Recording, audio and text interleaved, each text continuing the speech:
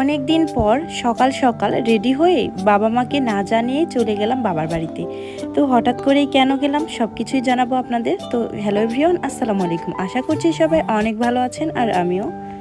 সকাল থেকে এত গরম পড়েছে, আমি তো একদম ঘেমে গেছি। কথার বাবা স্কুলে, এজন্য আমাদের আজকে রেখে আসতে পারেনি। তো এই তো আমার মেয়েও রেডি হয়ে গেছে। আমার মেয়ে ভীষণ খুশি তার নানু বাসায় যাবে বলে। আর আকাশে কিন্তু সেদিন ছিল ভীষণ মেঘ, ফোঁটা ফোঁটা বৃষ্টিও পড়ছিল। অবশেষে একটা অটো পেয়ে গেছি। তো অটোতে করে আমি বললাম যে একটু ভিতরে আমাদের নামিয়ে দিয়ে আসেন, কারণ বাজার থেকে আমার মায়ের বাড়িতে একটু ভিতরেই যেতে হয়। আর গ্রামের মধ্যে বলে কেউ যেতে চায় না, কারণ ওখানকার রাস্তা খুবই খারাপ। তারপরে অটোওয়ালা ছিল আমাদের পরিচিত, এজন্যই আমাদের নামিয়ে দিয়ে আসা আর কি।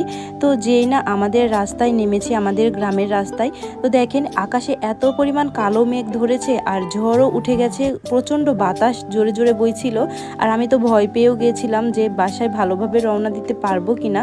তো তারপরে আমার আম্মু বাগানে এসে দাঁড়িয়েছিল আমাদের নামিয়ে নেওয়ার জন্য। তো যাই হোক, আমি এসেই তো একবারে বাগানে চলে এসেছি, কারণ এই বাগানে আমরা ছোটোবেলায় যে কত আম কুড়িয়েছি। আর কি পরিমাণ ঝড় হচ্ছে দেখেন। রাজশাহী জেলা বলে কথা, আর আম থাকবে না তা তো হবে না। আমার বাবার বাসায় প্রায় সব ধরনের গাছ আছে, ফজলি গাছ থেকে শুরু করে তারপরে হচ্ছে 12 মাসে আমের গাছ আছে, আমরুপালি, তারপরে গোপালভোগ, সব ধরনের আমের গাছই আছে। তো আকাশে প্রচণ্ড মেঘ ছিল, আমার কিন্তু ভালোই লাগছিল, কারণ যে পরিমাণ গরম ধরেছিল আমার মনে হচ্ছিল যে একটু স্বস্তির যদি বৃষ্টি হয় তাহলে আমরা এখানে কয়েকটা দিন আরামেই থাকতে পারবো। আসলে গরমের মধ্যে কোথাও গিয়ে একদমই শান্তি পাই না। তো যাই হোক, ফোঁটা ফোঁটা বৃষ্টি পড়া শুরু হয়েছে। কিছুক্ষণের মধ্যে আমি ভাবতেও পারিনি যে এত পরিমাণ বৃষ্টি হবে। তো দেখেন টিনের চালে ঝমঝম বৃষ্টির আওয়াজ, কি মজা লাগে তাই না? আমার তো বৃষ্টি এমনিতেই ভালো লাগে, আর টিনের চালে যদি ঝমঝম শব্দ হয় তাহলে তো আর কোনো কথাই নাই। তীব্র গরম শেষে স্বস্তির বৃষ্টি, আর টিনের চালে বৃষ্টির ঝমঝম শব্দ পৃথিবীর সমস্ত মিউজিককে হার মানায়। বৃষ্টি তো আমার খুবই পছন্দ, আর বৃষ্টি হলে আমি গান গাই খুব জোরে জোরে, আমার মনে খুবই আনন্দ লাগে।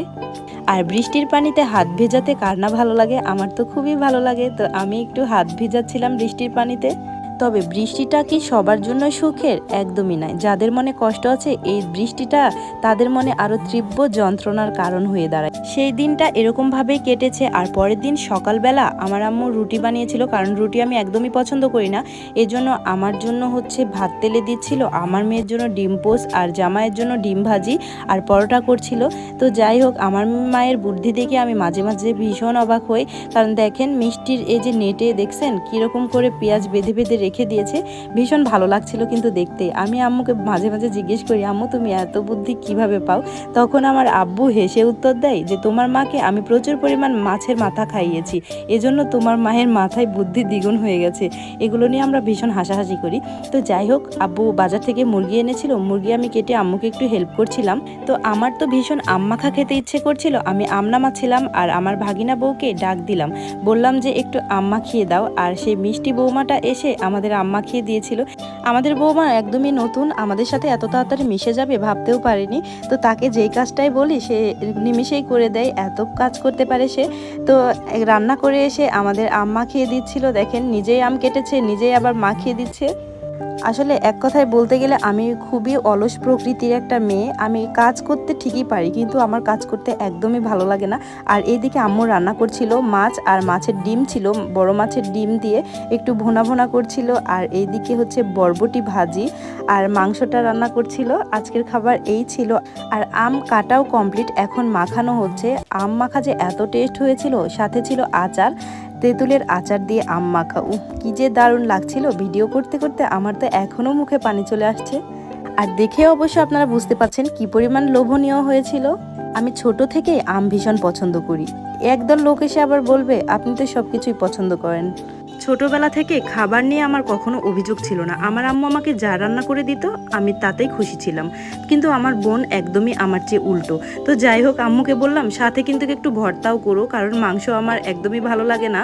তো আম্মু সাথে হচ্ছে ঢেঁড়সের ভর্তা, শুকনা মরিচ দিয়ে, আর হচ্ছে পটল ভর্তাও করেছিল। আমি ঢেঁড়সের ভর্তা কখনোই খাইনি, আম্মু বলছিল খুব মজা লাগে। তো এ প্রথমবার আমি ঢেঁড়সের ভর্তা খেয়েছি, শুকনা মরিচ দিয়ে কিন্তু ভীষণ ভালো লেগেছিল খেতে। আর মায়ের হাতের ভর্তা বলে কথা, গরম ভাতের সাথে ঢেঁড়সের ভর্তা যে কি মজা। তো পুরো দিনের ভিডিওটা শেয়ার করলাম আপনাদের সাথে, কেমন লাগলো অবশ্যই কমেন্ট করে জানাবেন। আর নতুন নতুন ভিডিও পেতে অবশ্যই পাশেই থাকবেন। আজকে এ পর্যন্ত, সবাই ভালো থাকবেন। আল্লাহ হাফেজ।